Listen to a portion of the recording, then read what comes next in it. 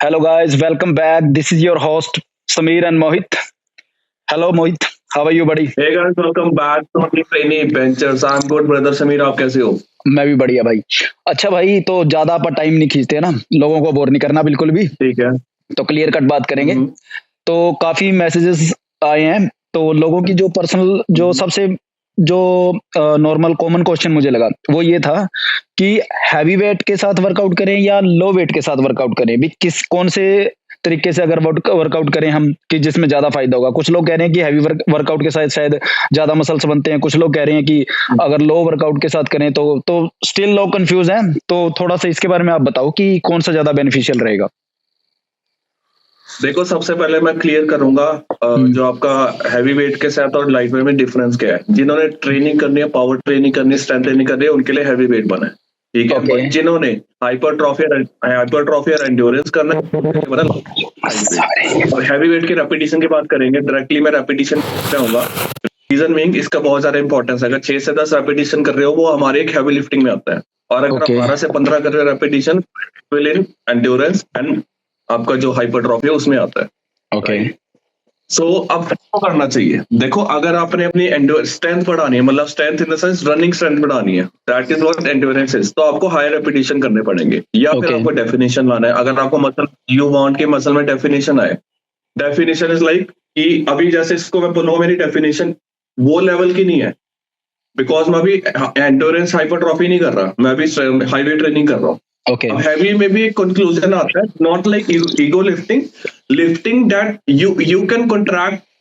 आपको पता होना चाहिए मसल कॉन्ट्रैक्ट हो रहा है। व्हाट पीपल बिलीव इज हमारी बॉडी थक के हमारा वर्कआउट हो गया। नो, बॉडी आपकी वही है, बट आपको मसल टायर्ड हो गया। That is what workout is. मैंने अगर चेस्ट लगाया, मेरा चेस्ट फिटीक होना चाहिए, ना कि मेरी बॉडी फिटीक होनी चाहिए। राइट। बिल्कुल बिल्कुल बिल्कुल हाँ बिल्कुल। जी, नेक्स्ट। तो यार इसमें मतलब ये है कि जो लोग कंफ्यूज हुए पड़े हैं, कुछ लोग हैं जो हैवी वेट उठा लेते हैं, काफी हद तक हैवी वेट उठा लेते हैं, लेकिन जब तक वो जिम में रहते हैं तब तक पंप रहता है उनकी बॉडी में फुल हैवी वेट उठाने के बाद भी, और जब वो घर आते हैं फिर वो कहते हैं यार मसल्स वैसी की वैसी हैं। तो इस चीज की कोई रिकवरी है या फिर इस चीज के अंदर मतलब क्या चीज वो कुछ गलत कर रहे हैं जो उनसे हो नहीं पा रहा है, या फिर कुछ क्या कमी है इस चीज की। देखो, इसमें ना 2-3 फैक्टर आते हैं। मैं सबसे पहले बात कर रहा हूँ, हम डाइट क्या ले रहे हैं। ओके हाई कैलोरीज डाइट में अगर हम कार्ब्स अच्छे ले रहे हैं, हमारा डेफिनेटली पंप भी अच्छा आएगा, पावर भी अच्छी आएगी। बट वो अगर गोल ही नहीं किसी का वेट लॉस का, तो उसमें कार्बोहाइड्रेट्स बड़े कैलकुलेटिव वे में होते हैं। अब रही बात आपके पंप वाली, देखो जिम में पंप आता है डेफिनेटली, इट्स प्रोटोकॉल की आप जिम करोगे आपका पंप आएगा, घर जाके आपका पंप खत्म हो जाएगा और नेक्स्ट डे आपका पंप ज्यादा आएगा। सो तभी कहते हैं रिकवरी इज इंपॉर्टेंट। ये नहीं है कि 4 घंटे वर्कआउट करो, बट 1 घंटा वर्कआउट पर recovery is important. Heavy workout heavy weight किन लोगों को उठाना चाहिए और लो वेट किन लोगों को उठाना चाहिए, ये आप मिथ है जो लोगों का, बस ये क्लियर कर दीजिए। देखो, जैसे मैंने बताया, किसी को स्ट्रेंथ ट्रेनिंग करनी है ओके तो हैवी वेट पे ही जाएगा। ठीक है। बट अगर हाई कैलोरीज में तभी करना, बिकॉज एनर्जी नहीं होगी तो आप मसल टीयर को रिकवर नहीं कर पाओगे, बल्कि आप और कमजोर हो जाओगे, ट्रेनिंग नहीं दिखेगी। Okay right.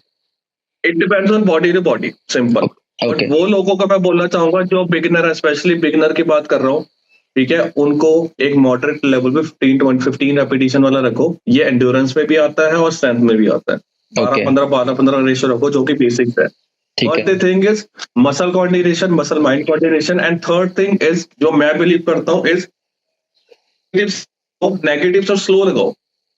Don't be like a this. Go first contract your muscle, go up, down. एक एग्जांपल बता रहा हूँ, बाकी जैसे जैसे आप करोगे आपको समझ आना शुरू हो जाएगा। और यस, बिफोर आफ्टर आप क्या ले रहे हो। समीर, मैं एक चीज थोड़ा ऑफ टॉपिक पे बात करूंगा। मोस्टली जो न्यू बिगिनर्स होते हैं वर्कआउट पूरा करते हैं, बट आफ्टर वर्कआउट उन्होंने पिज्जा भी खाना है। शायद मैंने भी खाया होगा जब मैंने जिम शुरू किया था लास्ट 10 साल पहले, क्योंकि तब पता नहीं था कि हमने रिकवरी ज्यादा इंपॉर्टेंट है। और ज्यादा से ज्यादा इस वीडियो को उन लोगों के साथ शेयर कीजिए जिन लोगों को पर्सनल ट्रेनिंग की जरूरत है, फिटनेस से रिलेटेड जिन लोगों को इन्फॉर्मेशन की जरूरत है, उनकी भी हेल्प कीजिए। आप भी फिट रहिए, लोगों को भी फिट बनाइए। जय भोलेनाथ।